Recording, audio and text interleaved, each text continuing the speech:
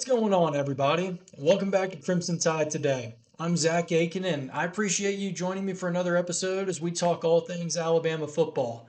If you're enjoying the content, one of the best ways to support the channel is by hitting the like button, subscribing if you haven't already, and sharing this video with another Alabama fan. And make sure to leave a comment below. I always love hearing y'all's opinions, and I want to see you guys discussing the biggest stories surrounding the Crimson Tide. For more Alabama football coverage throughout the week, including recruiting news, team updates, and instant reactions, be sure to follow me on X and Instagram at ZAkin7. We've got a lot to get into today, so let's lock in and let's kick off this opening drive. So fall camp is finally here. Alabama football, they're preparing for another important season under head coach Kalen DeBoer. There's going to be plenty of storylines to follow once this practice session begins. Listener J.A., he had a good question on a recent video that I wanted to touch on today. Who are some guys who should be making some noise in the next couple of weeks? So obviously the quarterback competition between Austin Mack and Keelan Russell, those guys are going to be getting a lot of attention. Alabama's talented freshmen and transfer additions are also going to be heavily watched as they compete for immediate playing time. But the other storylines are just as important. For several Alabama players, this fall camp, it could be their biggest opportunity yet to prove that they belong. One of the most interesting parts of Alabama's fall camp is always finding out which players are about to take the next step in their development and see if they're going to be getting playing time in the upcoming season. Every year, a few names emerge from fall camp that weren't the biggest storylines as we enter August, but by week one arrives, everyone is talking about them. So today, let's answer the question. Who are a couple names that should be making noise in Alabama's fall camp? The first player I'm going to be watching is wide receiver Rico Scott. Alabama knows what it has in Ryan Williams and Lazier Brooks. Those guys are proven. But everyone wants to know who's going to be that third starter as a wide receiver. Rico Scott, he feels like a player who could capitalize on that opportunity. Scott, he's been in the program, he understands the offense, and he has quietly developed behind a talented wide receiver room. With Alabama replacing production at wide receiver, there are more opportunities available than they have been in recent years. He's also a player that Alabama fans have consistently been mentioning when discussing potential breakout candidates for this upcoming season. If camp reports start mentioning that Scott is making big plays in scrimmages or feels like he's developing chemistry with the quarterbacks, don't be surprised. This feels like a make or break camp for him, and those are often the type of players who generate the most buzz. The second name I want to throw out is freshman safety Jaira Edwards. When you look at Alabama's freshman class, a lot of attention has been going to players like E.J. Crowell and Cedarian Morgan. Those are guys that score touchdowns, but Edwards, he may be one of the most physically impressive freshmen on the entire roster. He's listed at 6'2" and 221 pounds, and this is a guy who looks like a third-year college player when he's getting off the bus. Alabama's safety room is loaded with experienced players like Keon Sabb and Bray Hubbard, but Edwards has the talent to force his way into the conversation. The thing about elite freshmen is that they don't always have to win a starting job to make noise. Sometimes all it takes is a few impressive practices. A couple of big hits and scrimmages, and suddenly everybody's talking about that player. I wouldn't be shocked if Edwards came and became one of the biggest discussed freshmen throughout the camp. The third player to watch is running back A.K. Deer. When Alabama fans mention the running back room, a lot of the conversation centers around Daniel Hill and freshman E.J. Crowell. But A.K. Deer, he's a player that many Alabama fans believe is poised for a breakout season. We saw flashes of him last year. This is a guy that's a smooth runner with good vision, and he has enough athleticism to create the explosive play. The running back competition, it should be one of the most competitive battles on the roster, and Deer, he has a chance to make a strong statement during this camp. If he starts consistently showing up in practice reports, it could force Alabama's coaching staff to find more touches for him this fall. And then one final name is defensive tackle Jeremiah Beeman. Alabama needs more impact players along the defensive front, and Beeman has all the physical tools to become one. He's been mentioned as a potential breakout candidate by a lot of Alabama observers, and fall camp could be where everything starts coming together. So by the end of camp, I wouldn't be surprised if guys like Rico Scott, Jaira Edwards, A.K. Deer, and Jeremiah Beeman are the four most talked about players on the team. They're talented, they have opportunities available, and they all have something to prove as well. And if Alabama is going to be competing for an SEC championship and a college football playoff appearance, chances are that at least one or two of these guys are going to be emerging as major contributors this season. When people talk about Alabama's defense heading into the 2026 season, the conversation, it usually starts with the starters, and honestly, it's easy to see why. Guys like Xavier Brown and Dejon Lee are expected to lock down the cornerback positions. Keon Sabb and Bray Hubbard form one of the best safety duos in college football. And Red Morgan, he appears set to have a big year as he starts at Husky this year. And on paper, this might be the best Alabama secondary that it's fielded in several years. In fact, Keon Sabb said during the spring that Alabama has the best secondary in the country. I mean, that's a bold statement. But when you look at the talent, the experience, and the production returning to Tuscaloosa, I mean, it's hard to argue against it. The bigger question may not be the starters in the secondary, but what's going to happen if Alabama needs the backups? Because if the Crimson Tide are going to make a deep playoff run, depth in the secondary, it's going to matter just as much as star power. Because as we know, depth is critical because this is a physical game. And if Alabama's playing in a physical league as well in the SEC. So let's look at the cornerbacks. Behind Xavier Brown and Dejon Lee, the competition appears wide open. One name that keeps coming up is sophomore Chuck McDonald III. The former four-star recruit, he spent a year developing in the program, and now he has an opportunity to earn meaningful snaps. There's also Mercer transfer Carmelo O'Neal. Transfers can sometimes get overlooked when fans focus on recruiting classes, but O'Neal, he brings valuable experience, and he could be pushing for immediate playing time during fall camp. And also, don't forget about our guy Jordan Edmonds. If you were at A-Day, Edmonds was hard to miss. The freshman recorded 3 tackles and had a couple pass breakups while looking comfortable against college competition. For a player who just arrived on campus, that was a very impressive showing. Could he crack the rotation right away? I mean, it is possible. At safety, the conversation is going to get more interesting because you got guys like Keon Sabb and Bray Hubbard, and they're arguably the two most important players on the entire roster. I mean, they're veterans, they're leaders, and they make the entire defense function at a higher level. But if Alabama needs someone to step in, there are a couple of really cool options on the roster. Dre Kirkpatrick Jr., he returns to practice this past spring, and he appears to be back in the mix after missing some of the last season. Meanwhile, Ivan Taylor, he's generated a lot of positive buzz throughout the offseason, and multiple teammates and coaches have mentioned his development, and many expect him to be one of the first safeties off the bench this fall. Taylor, if he can take a major step forward, Alabama, they could have 3 or 4 safeties capable of starting for most programs in the SEC. And then there's also the Husky position. Honestly, this may be one of the most important backup battles in the entire secondary. Why? Because Red Morgan, he can do so many different things. This guy can play Husky. He can play safety. He can even move around and help out at corner if it's needed.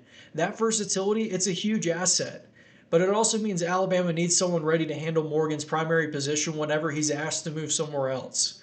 Right now, Xavier Mincy, he appears to be one of the top leading candidates. I mean, the talent, it's always been there. The question is whether he can finally put everything together and be the player that many expect him to be this past couple of seasons. The other name to watch is freshman Jayra Edwards. As we discussed, the former 5-star recruit arrived in Tuscaloosa from Maryland with enormous expectations, and early reviews, they've seemed to be very positive. In fact, Xavier Brown publicly praised Edwards during the spring, which is noteworthy considering Brown knows exactly what it takes to play in the Alabama secondary. So what's the biggest takeaway? Alabama's starting secondary, it may be one of the best in the country. But championships, they're not won with just 5 defensive backs. They're going to be won with depth. Injuries happen. Guys get banged up. Rotations change over the course of a long season.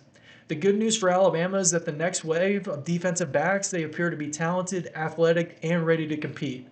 Fall camp, it's going to determine the pecking order. But one thing's already clear. The battle for backup spots in Alabama's secondary, it could be one of the most important position battles on the entire team, and the players who emerge that ultimately play a major role in deciding how far this defense can be carried by the Crimson Tide in 2026.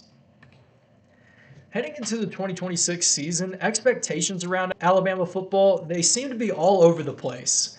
Some people believe that the Crimson Tide are ready to take a major step forward under Kalen DeBoer, and others still have questions about whether Alabama's fixed enough of the issues that held the team back this past season. But there's one thing that's very clear. This Alabama team, it does have a very high ceiling. In fact, around college football, a lot of people are believing the Crimson Tide, they could be one of the bigger surprise teams in the country this season. Phil Steele, he recently named Alabama as one of his top potential surprise teams for 2026, and there are plenty of reasons why some fans are feeling optimistic about what this roster can become. Now, that doesn't mean that there are no concerns on this team, because there's definitely some big questions surrounding this group of guys, and the biggest one is obvious, and it's the biggest guys on the team. I mean, we're talking about the offensive line.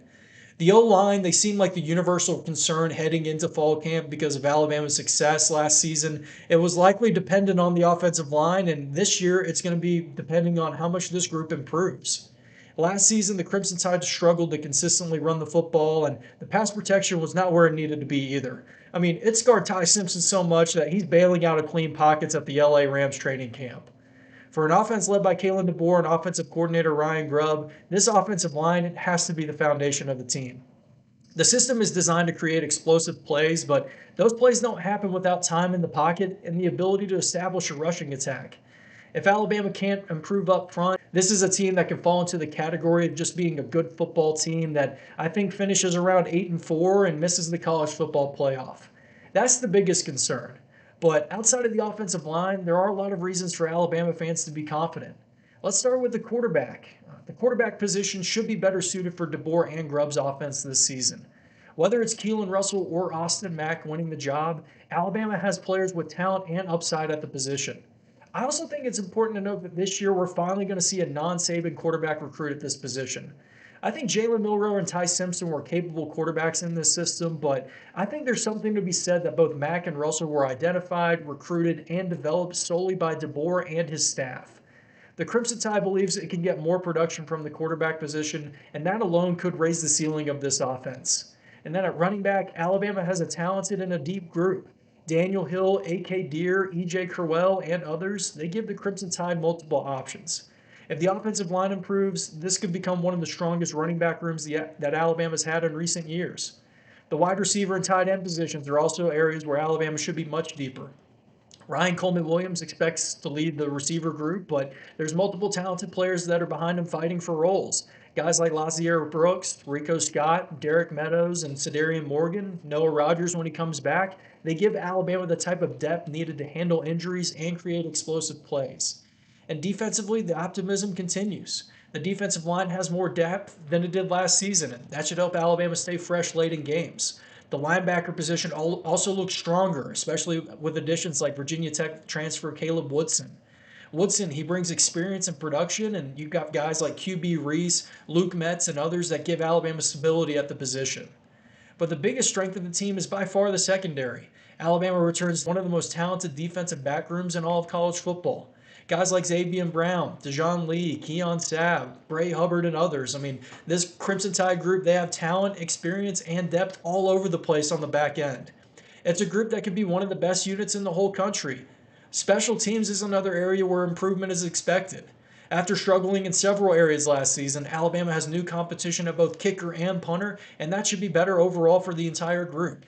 So when you look at this Alabama team, the biggest question is going to come down to one position group. I mean, it's the big boys up front on the O-line.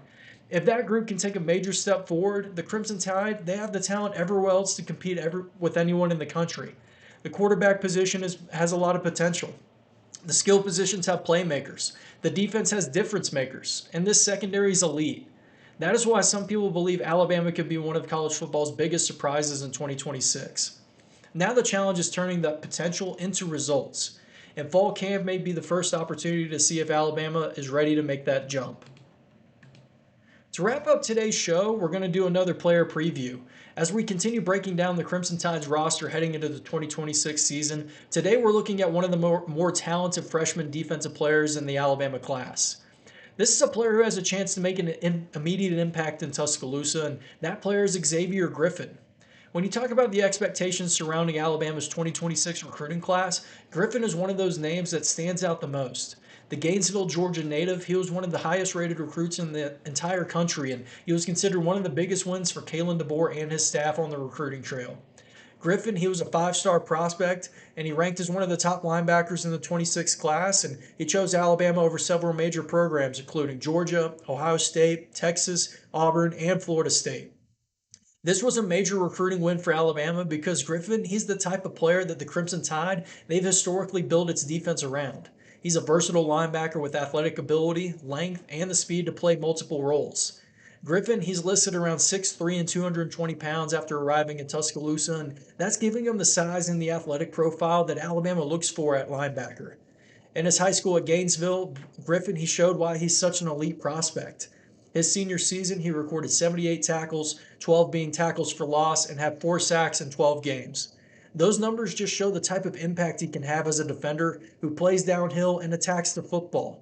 So, what exactly does Xavier Griffin bring to the field? I feel like the first thing that stands out is athleticism. I mean, this is a dude that can move. He has the speed to chase down players from sideline to sideline, but he also has the physicality to attack gaps and make plays behind the line of scrimmage. He's not just a linebacker who can stop the run. I mean, he has the skill set to make an impact on the passing game as well. That versatility, it's a big reason why Alabama views him as a special player. As we know, Kane Womack's 4.25, it requires linebackers to do a little bit of everything. The traditional linebacker position has definitely changed. You're not just asking a player to line up in the middle of the defense and stop the run. You need guys who can cover, blitz, rush the passer, and adjust depending on the offensive formation. And that's where Griffin fits in perfectly. He can potentially play as an off-ball linebacker, but his athletic ability also gives Alabama the flexibility to use him in more of a hybrid role. A player who can move around the defense, he can create pressure and take advantage of matchups. Some have compared his skill set to former Alabama linebacker Jahad Campbell because of that versatility.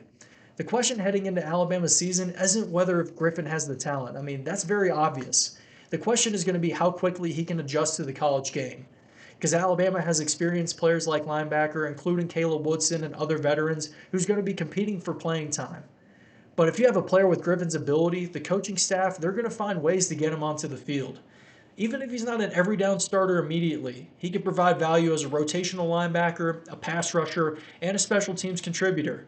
And the more comfortable he becomes with the defense, the bigger his role is going to be. For Alabama fans, Xavier Griffin is one of the freshmen to watch closely during fall camp. This guy has the recruiting pedigree, he has all the physical tools, and he plays a position where young players can make an immediate impact. The Crimson Tide defense already has several talented pieces heading into 2026, and adding a player like Xavier Griffin, it makes Alabama just a potential difference maker on the defensive side of the ball. And if he develops the way the coaching staff expects, he could be one of the next great linebackers that wears the crimson and white. So, guys, that's going to do it for today's show. But I want to hear from you. What were your thoughts on today's topics? What points do you want covered in a future episode? Let me know down in the comments because I always enjoy reading your thoughts and continuing the conversation with y'all. If you enjoyed today's video, don't forget to give it a like, subscribe to the channel, and turn on notifications so you never miss an update as we get closer to kickoff and another exciting season of Alabama football. For more Crimson Tide coverage throughout the week, including recruiting news, team updates, and developments, be sure to follow me on X and Instagram at ZAitken7. So thanks for hanging out with me today, and as always, I appreciate your support, and I'll catch you in the next episode. Until then, roll Tide.